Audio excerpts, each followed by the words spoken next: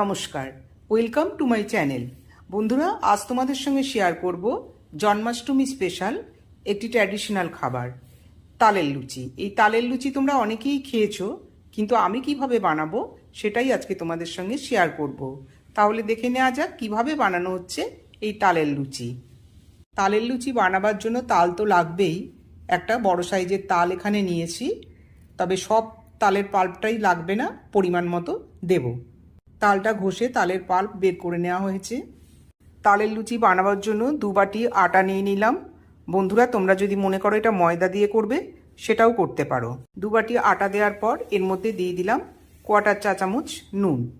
কালো জিরেটাও দিলাম 1/4 চা চামচ। এর মধ্যে জোয়ানও ব্যবহার করা যেতে পারে। নুন আর কালো জিরে দেওয়ার পর আটার সঙ্গে ভালো করে মিশিয়ে নিচ্ছি। 1 টেবিল চামচ রিফাইন্ড অয়েল দিলাম, ময়ামের জন্য এটা ব্যবহার করলাম।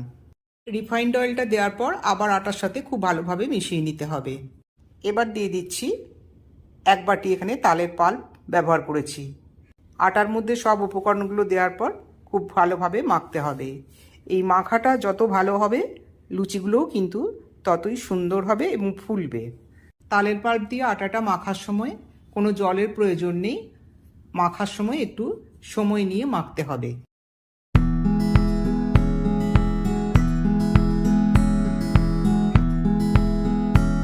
তালের পাল্প দিয়ে আটাটা মাখা হয়ে গেছে।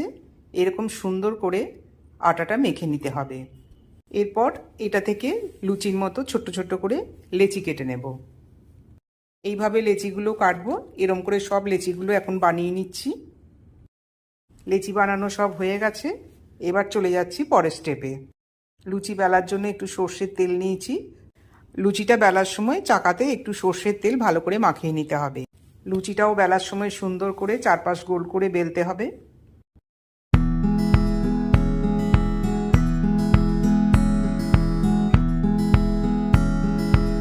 এইরকমভাবে লুচিটা পাতলা একটু বড় করে বেলে নিতে হবে।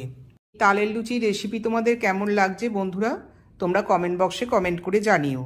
আর এখনো পর্যন্ত আমার চ্যানেলটি যারা সাবস্ক্রাইব করে উঠতে পারোনি, অনুরোধ রইল চ্যানেলটি লাইক, শেয়ার ও সাবস্ক্রাইব করবার জন্য।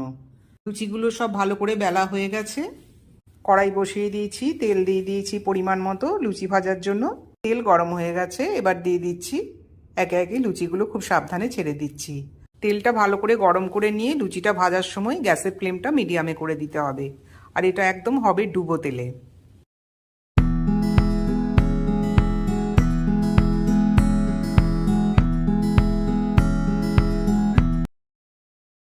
এখানে আটাটা সুন্দর করে মাখা হয়েছে বলে প্রত্যেকটা লুচি কিন্তু এখানে ফুলেছে। তালের লুচি সব ভাজা হয়ে গেছে। এবার এটা প্লেটে পরিবেশন করে দেব। তালের লুচি প্লেটে পরিবেশন করে দিলাম সাদা তরকারির সঙ্গে। তাহলে বন্ধুরা, আজকে এই পর্যন্তই। আবার দেখা হবে অন্য কোনো রেসিপি নিয়ে। নমস্কার।